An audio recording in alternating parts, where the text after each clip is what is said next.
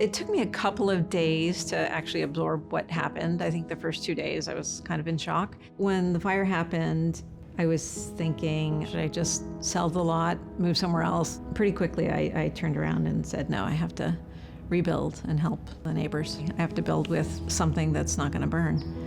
Karen has been such a thought leader and really implementing the change that we want to see for all of our communities as we're thinking about a resilient future.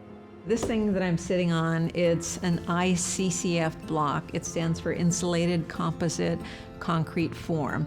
They're non-combustible, and in an earthquake, they're supposed to be about 6 to 7 times stronger compared to wood or steel. In a fire, they have a 4-hour fire rating. Most of the materials out there just withstand 1 hour, so 4 hours is way beyond what's required. The blowtorch is between 3,000 and 3,700 degrees, and a typical wildfire is about 2,000 degrees. There are a lot of positives. First of all, your utilities are greatly reduced because of the insulation in it. Insurance is going to be reduced. It's extremely easy to build with. It's about the same cost to build with compared to wood. Right after the fire, I went to the county and said, okay, I want to rebuild with this. They kept on saying no.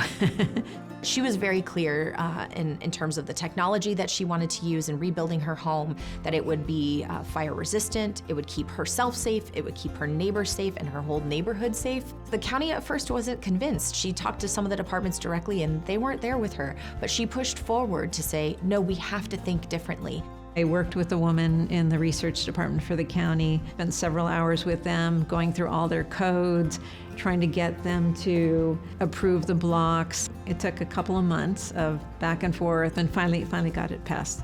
There's so many people that are really stressed and they don't know if they want to go forward because they don't know if they're going to get insurance.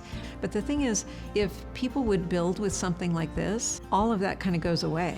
If you can do something to help yourself that doesn't cost more, why not do it?